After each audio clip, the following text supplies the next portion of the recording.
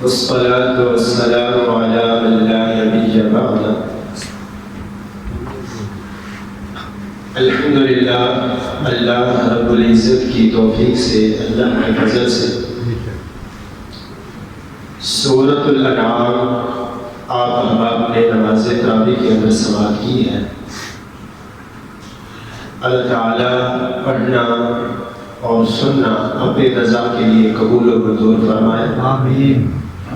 جس اخلاص اور محبت کے ساتھ آپ احباب مرد و خواتین تشریف لاتے ہیں، اللہ تعالیٰ اپنی رحمت خاص کے ساتھ کل قیامت کے دن تمام کو اپنے ٹھنڈے اور پیارے سائے کے نیچے جگہ نصیب فرمائے، اور رب العالمین اسی قرآن کی محبت کی برکت سے کل قیامت کے دن میرے سمیت آپ تمام مرد و خواتین کو بغیر حساب اپنی جنت کا مہمان بنائے، آمین۔ تو یہ سورت مکی سورت ہے۔ جب رسول اللہ صلی اللہ علیہ وسلم مکہ مکرمہ میں تشریف فرما تھے،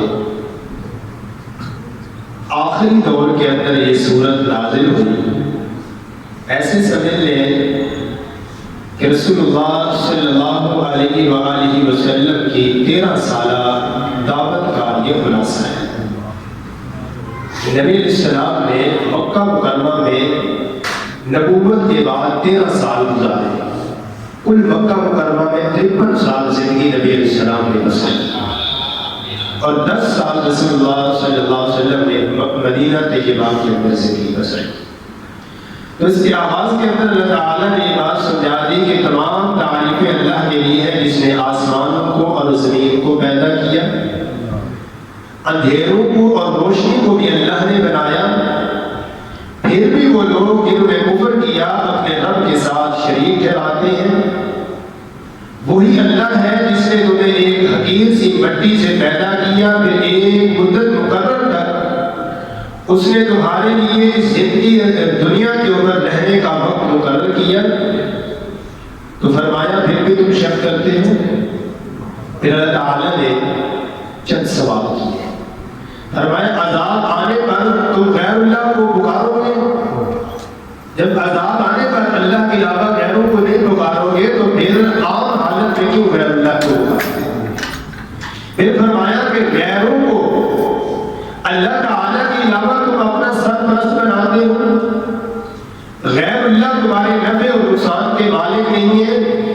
فرمایا مشرک لوگ دوسروں کو اللہ کے برابر سمجھتے ہیں۔ لوگوں نے اللہ کی مخلوق کو اس کا شریک بنایا ہے، جبکہ عالم الغیب صرف اللہ تعالیٰ ہے، اور تمہارا مولا بھی اللہ ہے، تمہارا حاکم بھی اللہ ہے۔ اور اللہ تعالیٰ نے پھر یہاں پہ یہ بات واضح کی ہے کہ کفار نے مطالبہ کیا رسول اللہ صلی اللہ علیہ وآلہ وسلم کے ساتھ فرشتے کیوں نہیں آتے؟ یعنی کہ یہ وہ مطالبے ہیں جن کا کوئی مقصد نہیں ہے، ان کی کوئی ضرورت نہیں ہے۔ جب انسان کے پاس کچھ اور اثر چلتا ہو تو پھر وہ بیتوک کی باتیں کرتا ہے، کسی نہ کسی طریقے پہ اگلے کو الجھا کر رکھنا، اس کو پریشانی کے اندر ملوث کرنا۔ پھر آگے اللہ تعالیٰ نے جواب دیا کہ میرے بعد پیغمبر صلیٰ والسلام کفار کے مطالبات پورے کر بھی دیے جائیں تو یہ لوگ ماننے والے نہیں ہیں۔ ایسی بات نہیں ہے کہ ہم ان کے مطالبوں کو پورا نہیں کر سکتے، اللہ ان کے مطالبے پورے کر سکتا ہے، لیکن اللہ ان کے کرتوتوں کو جانتا ہے کہ مطالبے کو پورے کرنے کے بعد بھی انہوں نے نہیں بدلنا، تو ان کو ضرورت کیا ہے؟ پھر اللہ تعالیٰ نے آگے بتایا کہ اللہ کا اصول ہے کہ اس کی رحمت اس کے غصے پر حاوی ہے، ورنہ جو ان کے کرتوت ہیں یہ کب سے تباہ و برباد ہو چکے ہوتے۔ پھر فرمایا کہ اللہ کی بھیجی ہوئی تکلیف دنیا کی طاقت دور نہیں کر سکتی۔ پھر اللہ تعالیٰ نے اہل کتاب کے متعلق فرمایا کہ اہل کتاب رسول اللہ صلی اللہ علیہ وسلم کو اس طرح پہچانتے ہیں جس طرح وہ اپنے بچوں کو پہچانتے ہیں، جس طرح اپنی اولاد میں ان کو شک نہیں ہے، رسول اللہ صلی اللہ علیہ وسلم کے متعلق ان کو شک نہیں ہے، پہچان اسی طرح ہے۔ پھر آگے اللہ نے فرمایا کہ معجزہ پیش کرنا نبی کے اختیار میں نہیں چاہیے، یہ اللہ کا اختیار ہے۔ پھر اللہ تعالیٰ آگے فرماتے ہیں سختیاں اور پریشانیاں ان کی آنے کی اللہ تعالیٰ نے چند وجوہات بیان فرما دی ہیں۔ اختصار کے ساتھ آپ کے سامنے سے خلاصہ رکھ رہا ہوں. روزانہ کوشش کرتا ہوں کہ وقت کم سے کم صرف ہوئے. آپ کی محبت بھی اللہ تعالیٰ قبول فرمائے, لیکن اس کو سمیٹنے میں کئی دفعہ تھوڑا وقت زیادہ ہو جاتا ہے, اور اللہ سے امید ہے کہ انشاءاللہ اللہ نے آپ کی ایک ایک سیکنڈ کو ضائع نہیں کرنا. اس سے بڑا قیمتی لمحہ انسان کا زندگی میں نہیں ہے جو اللہ کے گھر میں اللہ کی قرآن کی, رسول اللہ صلی اللہ علیہ وسلم کی حدیث کی بات سننے میں صرف ہو. تو آگے اللہ تعالیٰ فرماتے ہیں کہ رسول اللہ صلی اللہ علیہ وسلم کو اللہ نے نہ خزانوں کا مالک بنایا ہے, نہ علم غیب کا مالک بنایا ہے, نہ اللہ نے نور بنایا ہے بلکہ بشر بنایا ہے. پھر آگے اللہ تعالیٰ فرماتے ہیں کہ مومنوں کو خود سے دور نہ کریں. یہ رسول اللہ صلی اللہ علیہ وسلم کو اللہ نے تنبیہ کی ہے. اس آیت کا معنی جب آتا ہونا پڑھتے ہوئے انسان کے جسم کے رونگٹے کھڑے ہو جاتے ہیں. اللہ محبوب کے صحابہ کی اتنی بڑی عظمت ہے. اللہ فرماتے ہیں محبوب جی یہ جو آپ کے لیے آپ کے پاس بیٹھتے ہیں اللہ کو راضی کرنے کے لیے, ان کا کوئی اور مفاد نہیں ہے. آپ دنیا کے امیر ترین لوگوں کے لیے ان کو پیچھے کریں گے, فرمایا ان کو پیچھے کریں گے تو پھر آپ ہی ظالم میں سے ہو جائیں گے. بتائیے کتنی بڑی تنبیہ ہے. یعنی کہ یہ صحابہ کرام کی عظمت ہے. اللہ اپنے نبی کو بتا رہے ہیں کہ ان کو آپ نے اپنے سے پیچھے کیا تو آپ ظالم میں سے ہو جائیں گے. اس سے بڑی اور عظمت صحابہ کرام کی کہاں سے ڈھونڈو گی؟ جو شک کرتا ہے وہ اللہ کے قرآن پر شک کرتا ہے, اس کا اللہ کے ایمان پر اللہ کے قرآن پر ایمان نہیں ہے. آگے اللہ تعالیٰ نے فرمایا کہ نیند کے وقت ہم تمہاری روح قبض کر لیتے ہیں. وہ کون ذات ہے جو تمہیں سوئے ہوئے تمہاری روح قبض کر لیتا ہے پھر صبح کے وقت تمہاری روح لوٹا دیتا ہے.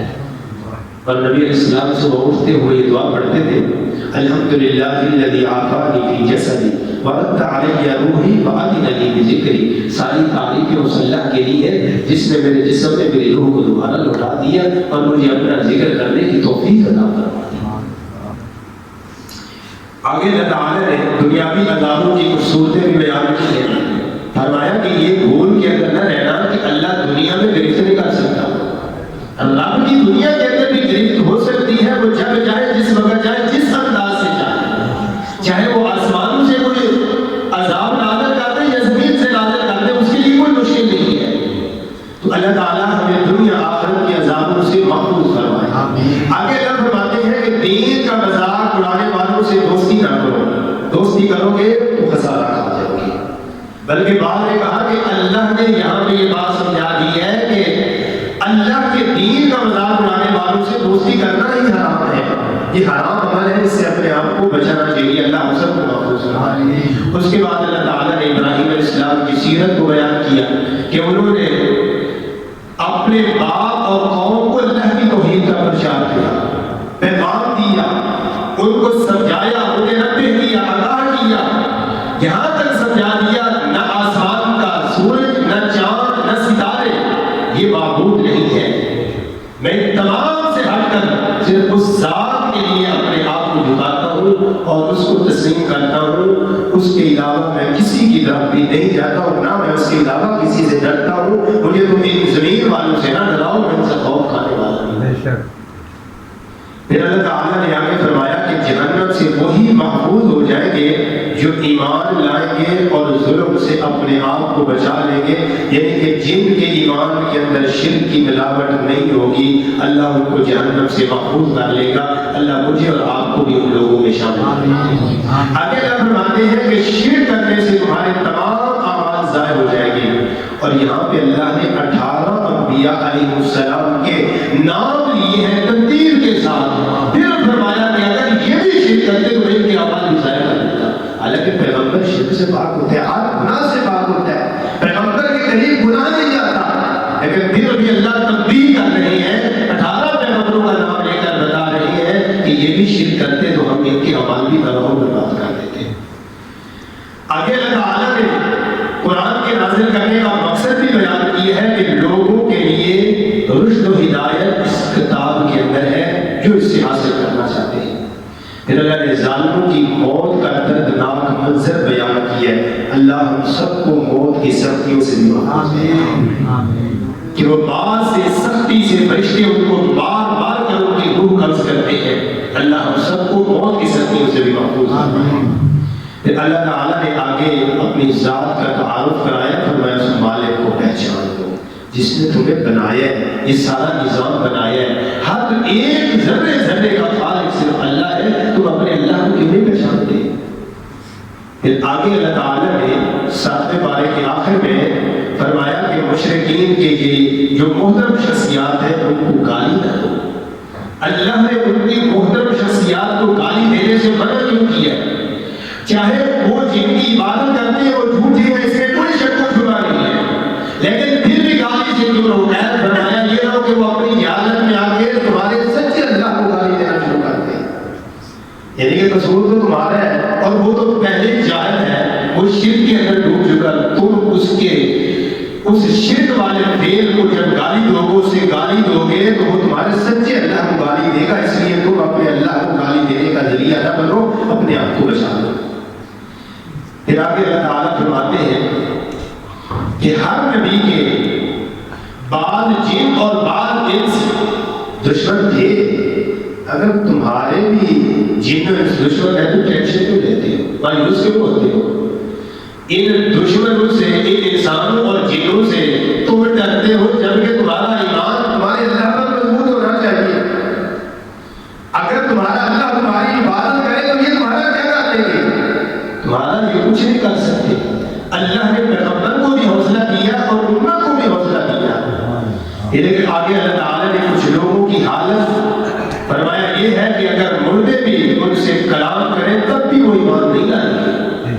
ایسے لوگ ان کے لیے تم پریشان ہوتے ہو کہ ان کو دعوت دے تو یہ بات قبول نہیں کرتے، بتا پریشان ہونے کی ضرورت نہیں ہے۔ ان کے سامنے تم سمجھتے ہو کہ موت سے آ جائے تو پھر اسلام قبول کر لیں گے، فرمایا مردے بھی اٹھ کر ان سے کلام کرے تو تب بھی یہ ایمان لانے والے نہیں ہیں۔ آگے اللہ تعالیٰ فرماتے ہیں کہ اکثریت ان کی گمراہی کی جو وجہ ہے کہ اکثر باتیں لوگ گمراہ لوگوں کی قبول کرتے ہیں، جس وجہ سے گمراہ ہو جاتے ہیں، اور ان کی سوچ ہوتی ہے کہ اکثریت ہدایت پر ہے، بلکہ فرمایا اکثریت ہدایت پر نہیں ہے، قلیلا ما تؤمنون، ہدایت پر کم لوگ ہیں، ایمان والے کم لوگ ہیں، قلیلا ما تشکرون، اللہ فرماتے ہیں شکر والے بھی کم لوگ ہیں، اور کثیر کون ہے؟ فرمایا انما المشرکون نجس یا ایھا الناس، اللہ فرماتے ہیں کہ زیادہ تر لوگ جو ہیں وہ شرک والے ہیں، اور یہاں تک فرمایا کہ اکثر لوگ ایمان لانے کے باوجود بھی شرک کرتے ہیں۔ اللہ ہم سب کو شرک کی تمام طریقوں سے محفوظ فرمائے۔ آگے اللہ فرماتے ہیں صرف وہی کھاؤ جس پر اللہ کا نام لیا گیا ہو، یہاں پہ اللہ نے غیر اللہ کے نام کی چیز کو بھی حرام کیا، دم مسروق یعنی کہ خون کو بھی اللہ نے حرام کیا، اللہ کے علاوہ غیر اللہ کی چیز کو بھی اللہ نے حرام کیا، کوئی مر کر گر کر اوپر سے گر کر مر جاتی ہے تو اس چیز کو بھی اللہ نے حرام کیا۔ تو یہاں پہ اللہ تعالیٰ نے انسان کو سمجھایا کہ اللہ کے نام کے علاوہ اگر غیر کے نام کی کوئی چیز ہے تو وہ بھی تم نے نہیں کھانی۔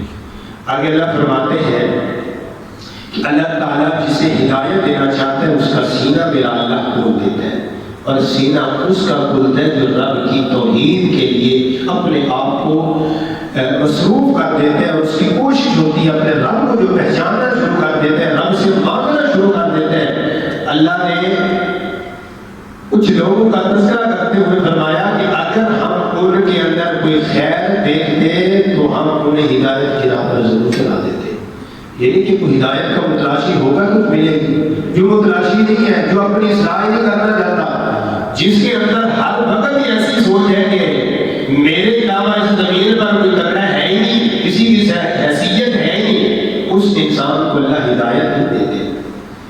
آگے اللہ تعالیٰ نے اولاد کے اور والدین کے حقوق کا تذکرہ کیا۔ یہاں پہ ایک بات عرض کر دوں، ہمارے معاشرے کی جو زیادہ وجہ ہے تباہی اور بربادی کی، والدین شکوہ کرتے ہیں، اولاد کا اولاد شکوہ کرتی ہے والدین کا، اس کی بنیادی وجہ کیا ہے؟ ایک تو ہمارے اکثر معاشرے کی کمزوری یہ رہی ہے کہ ماں باپ کی عزت بیان کرتے ہیں، اولاد کے حقوق کی بیان کرتے ہیں، حالانکہ قرآن کے اندر اولاد کے بھی ہیں، ماں باپ کے بھی ہیں۔ جب ہم ایک پہلو لے لیتے ہیں، والدین تو خوش ہو جاتے ہیں کہ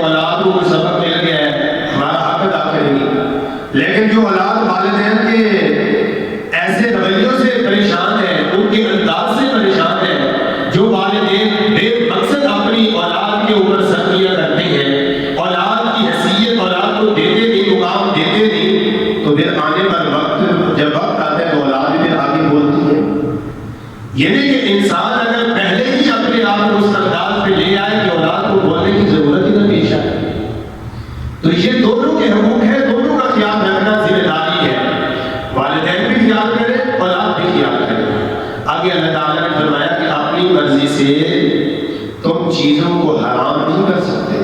حرام حلال کا اختیار صرف اللہ کے پاس ہے، پیغمبر کے پاس بھی نہیں ہے جب تک میرا رب وحی نازل نہ فرمائے. یہ اختیار اللہ کے پاس ہے. آگے اللہ تعالی نے فرمایا کہ سیدھا راستہ اختیار کرو گے تو تمہاری کامیابی ہے، اسے چھوڑو گے تو خسارہ ہے. پھر اللہ نے فرمایا کہ کل قیامت کے دن کامیاب وہی ہوگا جس کے نیک اعمال وزنی ہو جائیں گے، وہ کامیاب ہو جائے گا. جس کے اعمال کم ہو جائیں گے تو فرمایا وہ خسارے کے اندر چلا جائے گا. آگے اللہ نے بتایا کہ نیکی 10 گنا ہے اور گناہ جو ہے وہ صرف ایک کے لکھا جاتا ہے. اور آگے فرمایا کہ مسلمانوں کی زندگی کا مقصد، ان کی زندگی اور موت صرف اللہ کے لیے ہو.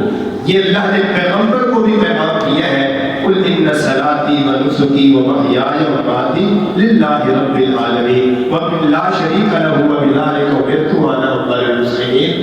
تو انسان کو یہ پیغام ہے کہ زندگی بسر کرنی ہے تو تیری زندگی، تیری موت، تیرے تمام تر معاملات اللہ کے لیے ہوں گے تو کامیاب ہو جائے گا.